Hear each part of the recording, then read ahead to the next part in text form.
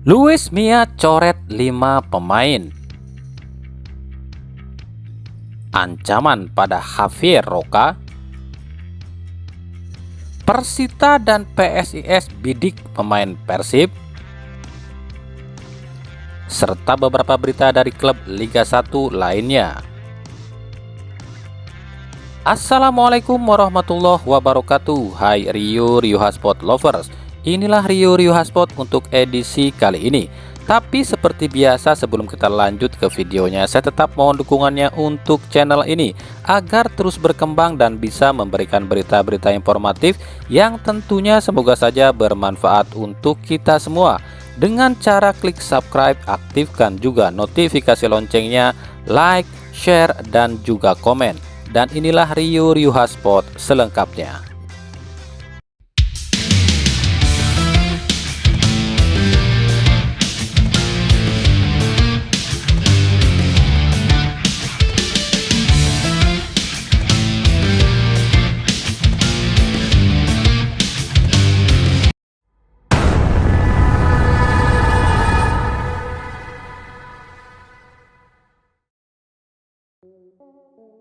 Jelang menghadapi Arema FC di pekan ke-9, pelatih Luis Mia dikabarkan akan mencoret beberapa pemain alias tak dibawa ke Malang.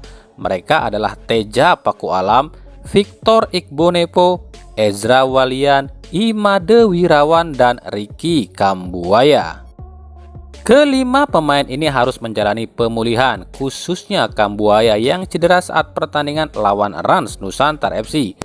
Khusus untuk Kambuaya, pemain ini jadi salah satu pemain yang belum tergantikan di sepanjang gelaran Liga 1 musim ini bagi Persib. Untuk mengantisipasi hal ini, Luis Mia coba memakai beberapa opsi, di antaranya memainkan Beckham Putra atau Deddy Kusnandar atau Abdul Aziz.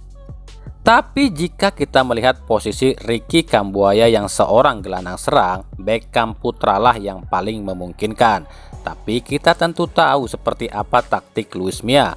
Meskipun di bench ada pemain yang posisinya serupa, tapi biasanya Luis Mia ini menciptakan formasi yang di luar dugaan atau istilahnya out of the box. Bisa saja tiba-tiba justru Rahmat Irianto yang diplot sebagai jangkar dan mendorong Maklok sebagai gelandang serang. Sementara itu, seperti yang pernah kami bahas di video kami sebelumnya, ternyata dua asisten pelatih yang akan mendampingi Luis Mia memang Carlos Grande Rodriguez dan Manuel Perez Cascalana. Dua asisten pelatih ini bukanlah sosok sembarangan. Dua pelatih ini jebolan di klub Atletico Madrid, memiliki segudang prestasi mentereng saat berkarir sebagai pelatih. Meskipun belum bisa dampingi Persib karena terganjal masalah kitas, namun kabarnya dua asisten pelatih Persib yakni Yaya, Sunarya, dan Budiman sudah berkomunikasi dengan Perez dan Carlos. Dan tampak di latihan terakhir Persib atau terbaru Persib ada gaya melatih atau gaya taktik yang baru. Gaya latihan yang baru itu adalah para pemain Persib berlatih menggunakan bola tenis. Oke, bagi yang belum tahu, latihan menggunakan bola tenis ini sebenarnya sudah sering dilakukan di klub-klub Eropa ya. Tujuannya adalah demi memperbaiki kontrol bola dan respon pemain. Jadi dengan latihan menggunakan bola tenis ini yang notabene lebih kecil dari bola sepak, pemain diharapkan bisa mengontrol bola lebih baik lagi dan responnya semakin meningkat. Namun ada satu hal lagi yang masih Luis Mia butuhkan di Persib, yakni seorang interpreter atau penerjemah. Pasalnya Persib tak mungkin memakai penerjemah wanita yang sebelumnya menjadi penerjemah Luis Mia saat perkenalan. Lalu siapa ya yang akan menjadi penerjemah Luis Mia di Persib?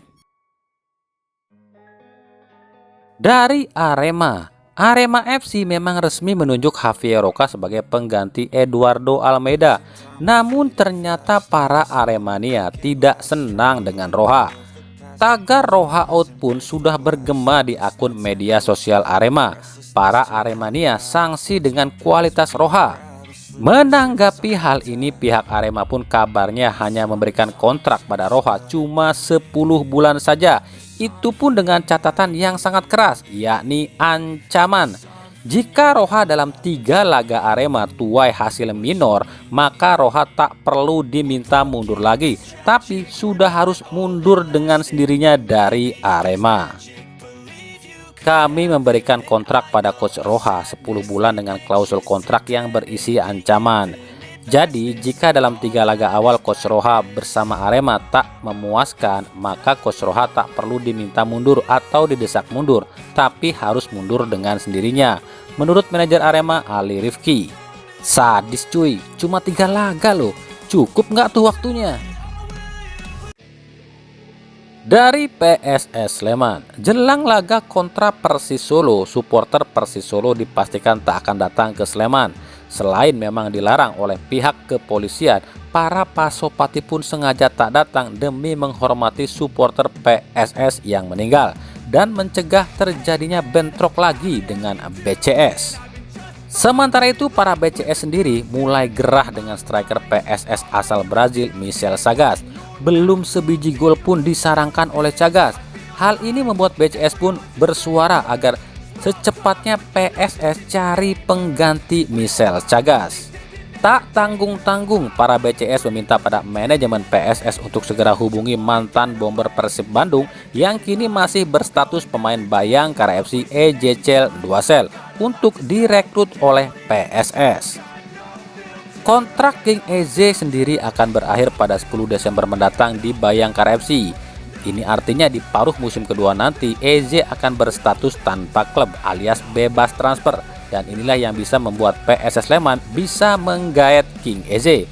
Jika benar, berarti ini artinya welcome back King EJ ke Liga 1. Dari Persita Tangerang, keberhasilan Persita Tangerang merangsek ke papan atas Liga 1 musim ini tak lepas dari tangan dingin Alfredo Vera yang jeli melihat kemampuan pemain dan bisa memaksimalkannya.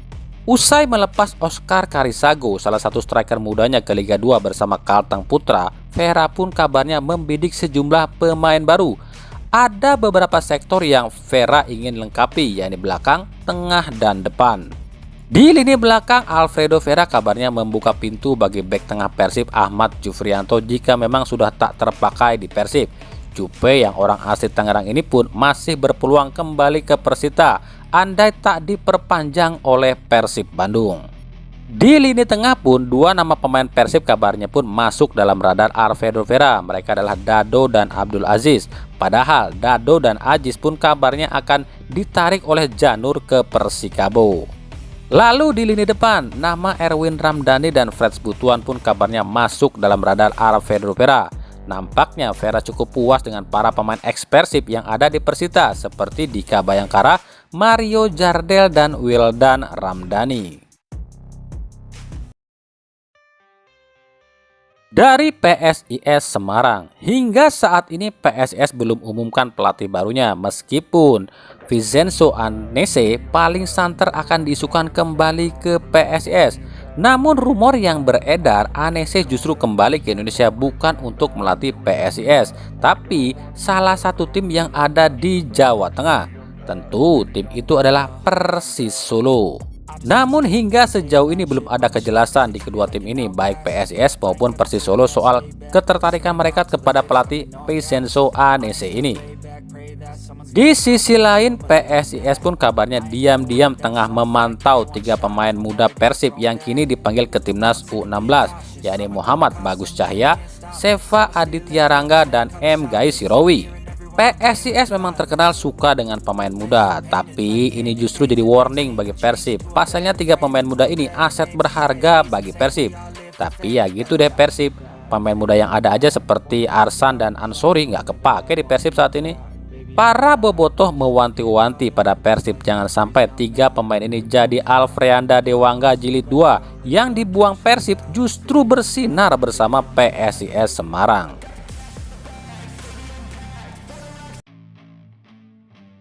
Dari Persebaya, jelang lawan PSM Makassar, pelatih Aji Santoso tampaknya harus memutar otak demi merotasi lini tengahnya.